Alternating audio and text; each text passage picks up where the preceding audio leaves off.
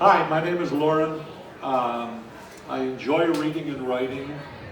The ironic thing about standing up here is that writing is a very solo venture. Reading it to everyone is not. So this is kind of a yin-yang thing in itself. Anyway, I met Lawrence about 2 years ago. And I've always had this curiosity about writing, and I ventured into it a little bit. But he really kind of the incentive to do a little bit of creating. My poetry and my writing, it tends to be kind of traditional. It rhymes. 4 lines, the second and fourth line all rhyme. So you'll notice that it's almost a little Dr. Seussish. It rhymes and flows. Anyway, the second thing was the theme was black and white.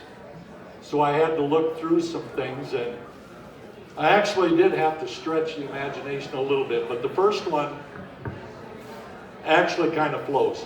My writings also come from what I like to say is when my mind is left unsupervised. It just, whatever comes to mind, and I let it go. So the first one is actually called The Colors of My Life. And I've always been curious how moods and attitudes dictate color, and color dictates mood and attitude. So anyway, the first one is called The Colors of My Life. Yellow is the color of my energy, the blazing rays of an early sun, the first one up and the first one out, for the whole day has just begun.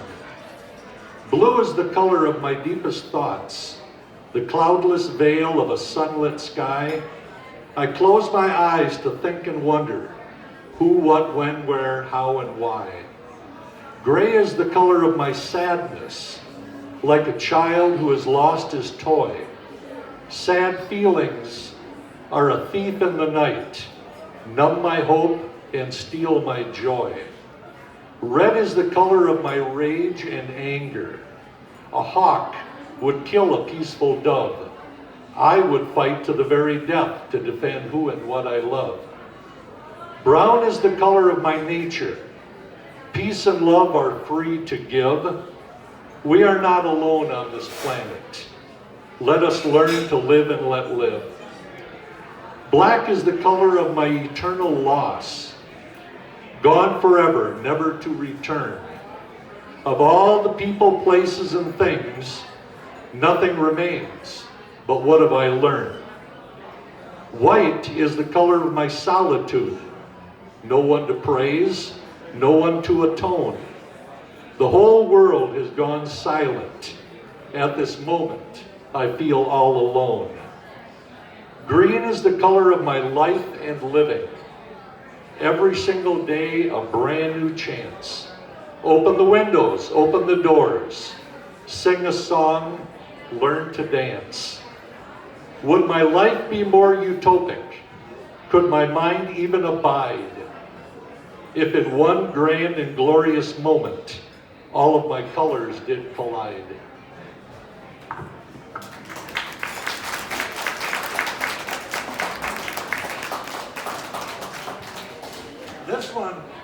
This one I had to stretch just a little. I love dogs, and I keep my dogs after they're gone. I have a little unmarked dog grave in my yard. No one knows where it is because it grows over and it's unknown. But whenever I mow, I kind of pose over that spot and I talk to them. Now here's the segue, and maybe I'm cheating and grab this mic if I am. Most of my dogs are black and white. Does that count? I don't know. I guess it'll have to. Anyway, I have a little unmarked doggy grave in my backyard. I talk to him at times. And one day I had a little bit of writer's block, and I was mowing, and I stopped, and I got so emotional, and I went in and these words came to me. And aptly, the name of it is Doggone. All right? The ground is too quiet where you guys now lay. Not one more sit, not one more stay. I'll always pause to pay respect. I'm not quite sure what I'll expect. Maybe the echoes of a million barks, of a million walks in a million parks. I can still feel your coat so warm and so deep, and the nocturnal noises as you dream in your sleep. Do you guys ever talk? Do you ever agree about what it was like to live with me? Each day a new treat, each day a surprise, each day a long walk to meet the sunrise. Hiding a snack, a treat of some kind, how your noses of yours would always find. What did you think the day we met? A lifetime of love, like me, I'll bet. I loved you guys, and I always will. But the house is too quiet, the house is too still. I've missed the hugs and I've missed the licking. The only other sounds are the clocks as they're ticking. So there will be another, for I'll have the need for that beautiful face and that beautiful breed. He'll run where you ran and sleep where you slept. And we'll relive the memories of you that I've kept. He too will grow older, as I'm sure so will I. And he'll give me that look with a tear in my eye. And you guys will finally get to meet with a wag and a sniff and a doggy greet. The grass is regrown and it's getting hard to see, but your final rest will be known only to me. The ground is too quiet where you guys now lay. Just one more time, please come out to play.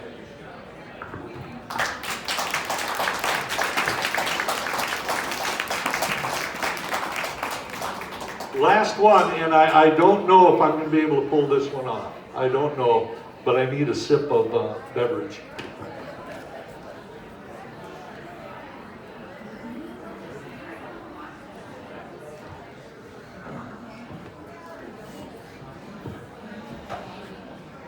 There's something that's always been a mystery to me, and to get the hard part out, I will right off the bat. My mother died when I was born. And I was raised by my mother's closest sister. So my mother was not my mom, and my mom was not my mother. But I always wondered about them. What kind of a friendship do sisters have where you would raise your sister's son, or if you would ask your sister to raise your son when you know that you're going to pass? And this is going to be hard to read. Because it's hard to read when I'm alone. But anyway, the black and white. This happened a long time ago. It happened 64 years ago. I have nothing of my mother's. All my siblings have photos of themselves with my mother. I don't. I have a letter that my mom wrote. It's all black and white. I have photos of my mother. They're all black and white. I have two of my birth announcements that she hand wrote, black and white. Any pictures of my mom and my mother, black and white. The world was black and white back then. Photographs were black and white. TV was black and white. Everything was black and white. That counts? All right. Anyway, so it's a mystery to me. What was their life like? I can only imagine. So I wrote this about my mom and mother. In fact, that's the name of the title. Two beautiful women they truly were. One slightly older than the other. One I got to call my mom, and one I got to call my mother. I've seen them in old pictures. The rest I can only dream. Of their secret sister antics, and their hopes and dreams and schemes.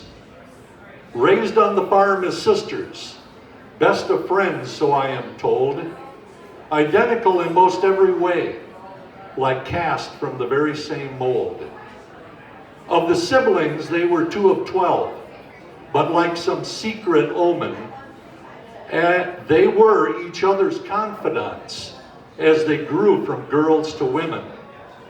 How could they have ever imagined How could they have ever dared to know that I was in their future, the little life they were to share?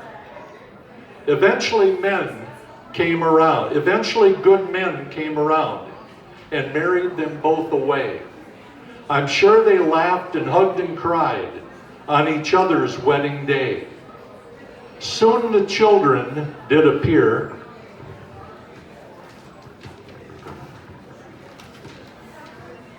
and set their lives a-whirl, for they truly, truly loved their men, like good German Catholic girls. Life went on, as did the years, like an endless revolving door. With 7 children to my mother's name, the doctor said no more. For my mother's health was failing.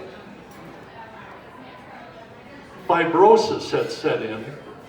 If you were to carry another life, there's no way you both would win. But there I was, conceived in love, in my mother so frail and ill. For those were the days, and theirs was the faith, when you question not the church's will. I'm told they would talk for hours, my mother and mom-to-be, of the uncertainty of the future and what was to become of me. It was agreed that Mom would raise me, her closest sister and best friend. Should the good Lord say you've had enough and my mother's beautiful life should end. A healthy little boy was born, May 23rd, my day of birth. At 4 o'clock on June the 3rd, my mother passed from this earth. For 10 short days, my mother held me and told me not to fear, for my life would be entrusted to a sister she held so dear. My mom raised me as her very own. The only difference was our last name. My mom could not have loved me any more, my love for her the same. I held the hands that had taken me home when my saintly mom had died. I never knew I could possess the ocean of tears that I cried. I like to think they sit on high and gaze upon the sight of their little boy who became a man and say we did all right.